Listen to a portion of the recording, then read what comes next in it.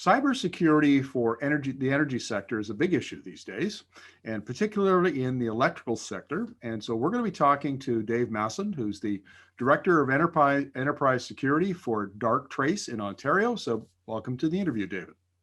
Hi, thanks for having me. So cybersecurity on the face of it sounds fairly straightforward, but maybe we could get you to give us just kind of a definition of it and what the issues are. Okay, cybersecurity is really protecting all those systems that we use in information technology and all those systems that we use in what's known as operational technology. Information technology is when we send information, analyze information, use information, manipulate information. Operational technology is where we're using computers and computer systems, but the end result is a physical action, which in terms of the electricity grid is electricity flows in one direction, electricity flows in another direction. And they're all susceptible to cyber attack. They're all susceptible to having their operations disrupted, stopped, changed, whatever, by people introducing malicious code or taking hold of the systems and changing them. Now, one of the things I've noticed over the last 5 years is that data is becoming more and more a part of the energy sector. You see it in oil and gas, sensors everywhere, Yep. Collecting data, computers are making these kinds of decisions, operational decisions. So it would seem like that makes the industry more and more vulnerable to cyber attack. Yeah, in the old days, you'd have seen guys, and it usually was guys in white coats holding clipboards, walking around the plant, noting things down. You don't need to do that anymore. You can use sensors which via the internet send that information back to a control room. And that's how things become vulnerable, because they're using the internet. If you're using the internet, you're vulnerable to cyber attack. And what is particularly prevalent in OT, often in the industry, in the power industry, is a lot of these systems are a bit old-fashioned, and people think they're protected because they're not connected to the internet, but in truth, they are increasingly becoming internet connected. You'll hear people talk about the convergence of IT with OT, and that is increasing the threat to these particular industries. So how vulnerable exactly is Canada, particularly the electricity sector? Canada's probably as vulnerable as any other Western liberal democracy who's built up their business in the ways that we do. In Canada, we have our critical national infrastructure is pretty much 85% in the private sector, and that tends to be the case in most Western countries. Now, that doesn't, because it's in the private sector, doesn't mean to say that it's more vulnerable, but people tend to have the same attitudes around Canada, and a lot of it is because they think that CNI has been separated from the internet in the way that I just described, and then I've just described to you that it isn't, it's increasingly become connected, then we're more vulnerable. But we're as vulnerable as most other countries.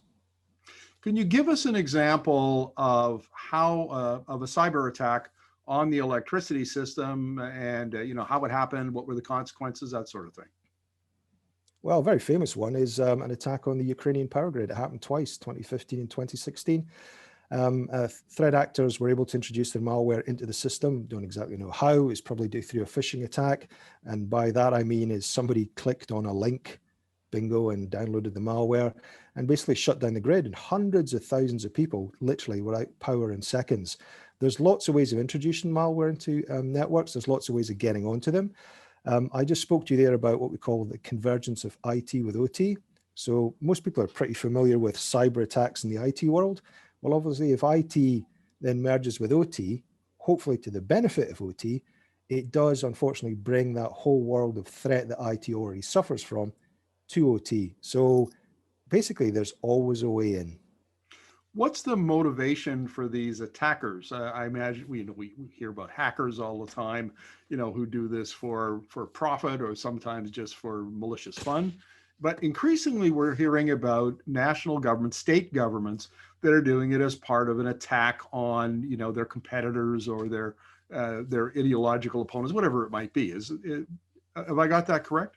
Yeah, you pretty much stood it up there. The two biggest threats to something like electrical grids would be one nation state attackers, but increasingly very, very sophisticated criminal gangs, sometimes operating on behalf of nation states.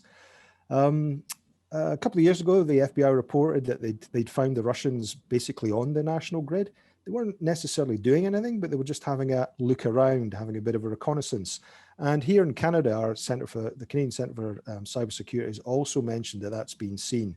But I'll give you an example of criminal gangs. Northwest Power Corporation, I may have got the title of that wrong, they got hit by ransomware back in May. Now, that was on their IT side. It didn't spread to OT. Hurrah, that's great news. But it took them 6 weeks to get things back online, and nobody could get billed for 2 months. So one example, a nation state doing this, seeing what's going on. Another one, criminal gang doing ransomware and just trying to make some money. So my impression from the material that pops into my inbox on a regular basis about cybersecurity is that the Americans are really worried about this. This is a topic that is talked about all the time, conferences and press releases and so on. I get a lot less of that in Canada. Does that, is it just my impression, or are Canadians maybe not talking about this as much as they should? Well, I have to say your impression would be my impression. I absolutely agree with you. Something we do have to bear in mind, of course, is our neighbours to the south are 10 times the size of us. So there is more of it in the first place than we would see up here. You will see it here.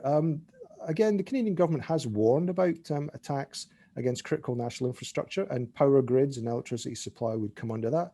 That was mentioned in a report that the Canadian Centre for Cybersecurity put out at the end of 2018, and they've reiterated it. But they did reassure the public that short of an act of war, we're not expecting nation states to attack our electrical grids. But what they did point out was, as we become more and more interconnected, so critical national infrastructure, OT, becomes more and more connected and therefore more vulnerable. So it is being pointed out by our federal and our provincial governments to us. But you're right, it doesn't generate the same kind of fuss as, say, a ransomware attack on a municipality would. David, thank you very much for this. Really appreciate it. You're very welcome.